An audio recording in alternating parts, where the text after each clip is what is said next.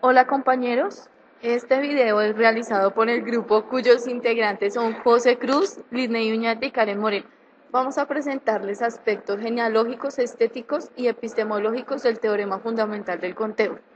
El primer acercamiento de este teorema es con las permutaciones. Este se dio a conocer en la cultura india a mediados del año 1150 a.C. por el matemático indio Bhaskara, que resalta un pasaje que se traduce en, abro comillas, el producto de la multiplicación de la serie aritmética de inicio y el aumento por unidad y continuado hasta el número de lugares serán las variaciones de número con cifras específicas. Un primer caso en el que se estudiaron cuestiones matemáticas aparentemente no relacionadas con la ayuda de permutaciones ocurrió alrededor de 1770, cuando Joseph Lagrange observó en el estudio de las ecuaciones polinómicas que las propiedades de las permutaciones de las raíces de una ecuación se relacionan con las posibilidades de resolverlo. Esta línea de trabajo dio como resultado en última instancia, a través de la teoría de Galois, una descripción completa de lo que es posible y lo imposible en lo que respecta a la resolución de ecuaciones polinómicas por radicales. En las matemáticas modernas hay muchas situaciones similares en las que la comprensión de un problema requiere el estudio de ciertas permutaciones relacionadas con él. Asimismo, en el siglo XII en la India, el matemático Bhaskara realizó aportes describiendo algunas utilidades de la combinatoria en cuanto a hallar las variaciones de los diferentes metros y de las variaciones del esquema de las notas musicales. También lo hizo para hallar las combinaciones posibles de sabores diferentes. En Europa, durante la Edad Media, el interés por la combinatoria surgió por el uso de la cábala, a través de los judíos españoles como el rabino Moisés Cordonero en 1552, que dentro de su obra caballerística realizó un tratamiento con el uso de la combinatoria. Pero para entrar en el desarrollo moderno de dicho teorema fundamental se tiene que hablar de Pascal y de Leibniz. El primero de ellos desarrolló la primera calculadora, conocida como la primera máquina mecánica para calcular, y el segundo realizó una obra basada en combinatoria titulada Ars Combinatoria, que fue publicada. Al hablar de Pascal, encontramos que fue un filósofo, apologeta cristiano y matemático que no tuvo muchas influencias académicas, puesto que no realizó estudios en una escuela, pero realizó varias contribuciones a la matemática, a la geometría, a la física y a la ingeniería. Una de las contribuciones que más se destacan de este autor fue la invención de la máquina mecánica para calcular, en la cual hizo uso de la combinatoria con el fin de ayudarle a su padre en sus labores de tesorero. Aunque la combinatoria no estaba de forma explícita, fue usada de forma correcta, lo que permitió el surgimiento de los teoremas. El triángulo de Pascal es una de las mayores representaciones donde se evidencian estos desarrollos. Leibniz fue un hombre con una múltiple capacidad intelectual, uno de los grandes pensadores del siglo XVII y XVIII. Se destacó porque aportó a todas las áreas de su época. Se desempeñó como diplomático en París y consejero del duque de Hannover. Fue quien desarrolló las bases del cálculo infinitesimal junto con Newton. Sus aportes están en torno a la notación, tanto así que aún se conservan sus símbolos. Fue un autodidacta y estuvo dirigido por Huygens, quien le recomendó la lectura de Descartes y Pascal. Se concluye con la investigación genealógica realizada que este teorema tiene un origen por descubrimiento, porque como se mencionó al inicio, Bhaskara estableció dichas relaciones a partir de las características fundamentales del conteo. Tomando como referencia una definición actual del teorema fundamental del conteo, tenemos que si una tarea se ha de realizar en n etapas, y si la primera etapa tiene k sub 1 maneras de realizarse, la segunda tiene k sub 2 maneras, y así sucesivamente hasta k sub n maneras de realizar la última, entonces el número de formas de realizar la tarea es k sub 1 por k sub 2 por k sub 3 hasta k sub n. Por ejemplo, si una persona debe escoger cómo vestirse teniendo 4 camisas, 6 pantalones, 5 pares de calcetines y 2 pares de zapatos, entonces tiene 4 por 6 por 5 por 2 formas de vestirse, lo cual es 240, ya que cada elección de la camisa, que son 4 camisas, tienen 6 opciones para el pantalón, lo que da 4 por 6, que es igual a 24 opciones para la camisa y pantalón. Para cada una de esas 24 tiene 5 pares de calcetines, totalizando 120 formas, y para cada una de esas 120 formas de camisa, pantalón y calcetines, tiene 2 opciones de los zapatos, de modo que se duplica el total y al final tiene 240 formas de vestirse. El principio de la multiplicación puede visualizarse mediante un diagrama de árbol. En este diagrama de árbol podemos ver que por cada camisa tenemos 6 tipos de pantalón, Por cada pantalón tenemos 5 tipos de calcetines y por cada tipo de calcetín tenemos 2 tipos de zapatos.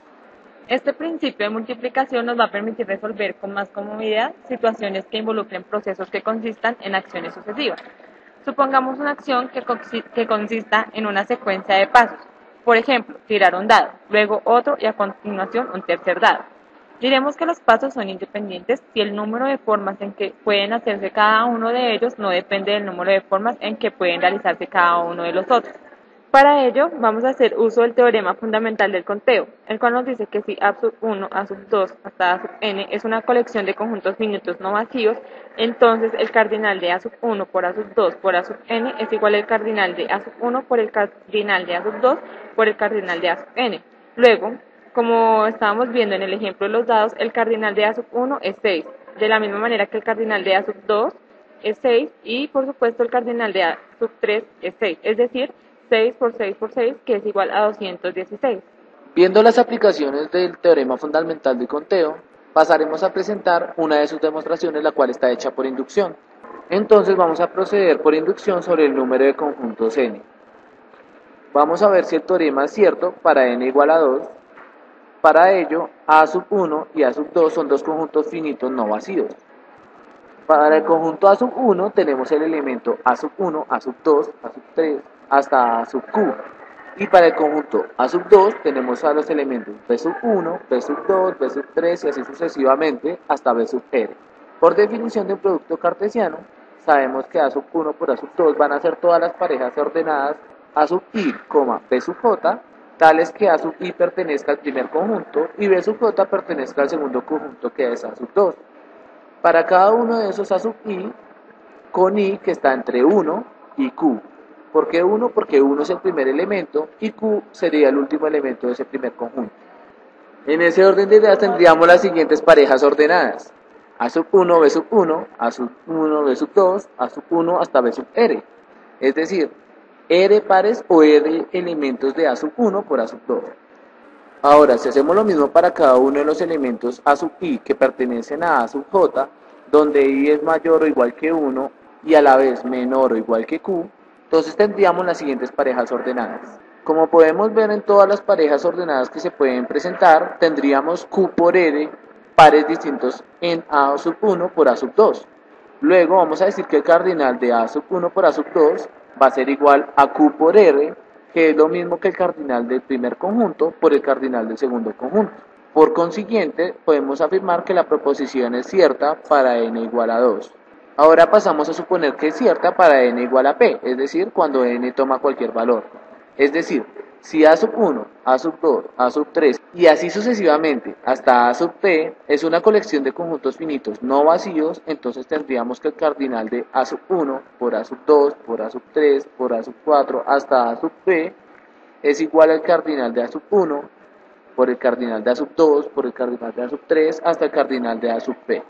Veamos si la proposición es cierta para n igual a p más 1.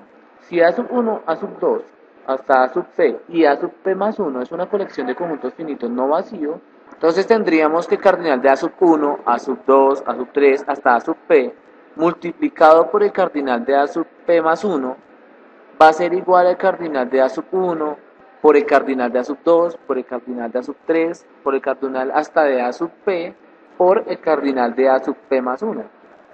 En consecuencia, por el principio de inducción matemática, el teorema es cierto para todo entero positivo n, es decir, el cardinal del producto cartesiano de los A sub n es igual a la multiplicación del cardinal de cada uno de los conjuntos. Volviendo al ejemplo de los dados, nos preguntamos, ¿cuántos resultados distintos son posibles al tirar 3 dados diferentes? Sean A sub 1, A sub 2 y A sub 3 los conjuntos formados por los posibles resultados que podamos obtener al tirar cada uno de los 3 dados. Entonces, el cardinal de A sub i es igual a 6 y correspondería a 1, 2 y 3. Y cada resultado es un elemento del producto cartesiano A sub 1 por A sub 2 por A sub 3. Luego, por el principio de multiplicación, el cardinal de A sub 1 por A sub 2 por A sub 3 será igual al cardinal de A sub 1 por el cardinal de A sub 2 por el cardinal de A sub 3. Y esto a su vez será igual a 6 por 6 por 6. Y obtendremos el resultado mencionado, 216. Obsérvese que al ser diferentes los dados podemos etiquetarlos como primero, segundo y tercero y tratar la tirada como una acción con 3 pasos sucesivos, cada uno de los cuales tiene 6 resultados posibles. El número de posibilidades será, por tanto, 6 por 6 por 6, igual a 216. Teniendo en cuenta los conceptos dados para entender la belleza en matemáticas, vamos a abarcar ahora la extensión, comprensión y cantidad de matemática que genera el teorema.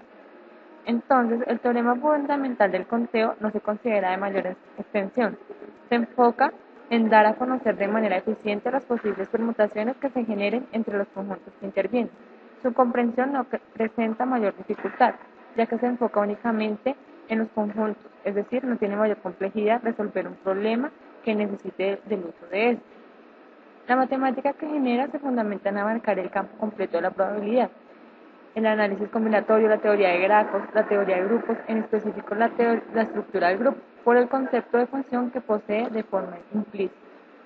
Otro de los aspectos que nos permiten ver la belleza del teorema es la relación del teorema con las ramas de la matemática o con otras disciplinas. La permutación tiene varias utilidades y se ven en ciertos contextos, como ya se mencionaron en la teoría de grupos, ya que en la teoría de grupos y áreas relacionadas se tienen en cuenta las permutaciones de conjuntos arbitrarios. En otra disciplina o en otra rama de las matemáticas encontramos la combinatoria. En combinatoria vemos que las permutaciones suelen entenderse como una secuencia que contiene cada elemento de un conjunto finito. Otro contexto en el cual podemos ver las permutaciones es en la informática. En la computación puede ser necesario para generar permutaciones de una secuencia de valores. Los métodos mejor adaptados para hacer esto dependen de si se quiere alguna permutación elegidos al azar o todas las permutaciones, y en este último caso si se requiere un orden específico. Otra cuestión es la de si es posible la igualdad para ser tenido en cuenta. Si es así, uno solo debe generar permutaciones multiconjuntos distintas de la secuencia. Para la generación de permutaciones aleatorias de una determinada secuencia de n valores no hace ninguna diferencia si un medio se aplica una permutación aleatoria de n para la secuencia o elegir un elemento de azar del conjunto de permutaciones distintas de la secuencia. También se pueden hacer implementaciones de las permutaciones en software, como funciones de calculadoras. Muchas calculadoras científicas y programas de computación tienen una función incorporada para calcular el número k permutaciones de n. Por ejemplo, la Casio, calculadoras NPR, calculadoras PERM y matemática Falling Factor Action. Algunas hojas de cálculo. La mayoría de los software de hoja de cálculo también proporcionan una función incorporada para calcular el número de k permutaciones de n, llamados permutaciones, en muchas hojas de cálculo populares.